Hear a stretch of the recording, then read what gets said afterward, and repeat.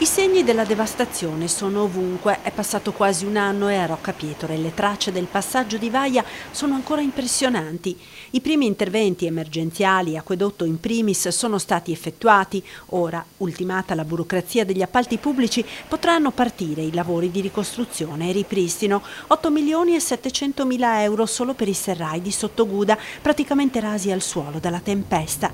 E se il centro del borgo si presenta così, curatissimo e bellissimo, basta volgere lo sguardo e la montagna ferita è lì a ricordare l'entità della distruzione di quella notte. I turisti, anche solo per la curiosità di vedere con i propri occhi quanto successo, quest'estate sono tornati, ma l'indotto economico è precipitato. Per noi serrai di Sottoguda, per l'Alta Val Pettorina e per buona parte del comune di Roccapietore sono un punto importantissimo, vicini alla funivia di Malgacciapella, la Marmolada, un'area assolutamente interessante, sito UNESCO eccetera, però un indotto importante anche proprio dovuto all'interesse che la gente aveva per quel canyon molto particolare.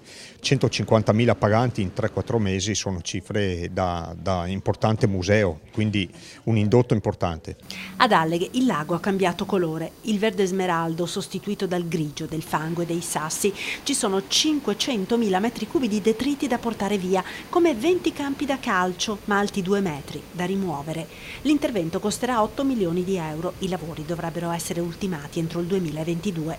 E nonostante tutto ad Alleghe la stagione turistica estiva è andata molto bene. Da anni, racconta il sindaco, non si vedevano code così lunghe di auto in arrivo. Io l'ho collegato forse un po' al fatto della curiosità di venire a vedere magari cosa era successo con la tempesta. Poi c'è stato anche comunque un ritorno del turismo in montagna con le mountain bike, con le camminate, perché io sto vedendo che i giovani stanno riavvicinandosi alla montagna. C'è poi tutta la partita della rimozione degli alberi schiantati con i fianchi delle montagne coperti di tronchi caduti come un gigantesco Shanghai, ancora lì a testimoniare la furia del vento. Ce ne sono tanti di alberi che non toglieremo in questa fase perché abbiamo già appaltato i paravalanghe, sono i siti valanghivi, sono 250 in totale, sono esattamente quelli con più pendenza a ridosso delle abitazioni o delle strade, dove la movimentazione degli alberi verrà fatta nel momento in cui ci saranno i paravalanghi che sono già appaltati, sono circa 250 milioni di euro di opere che andremo a realizzare.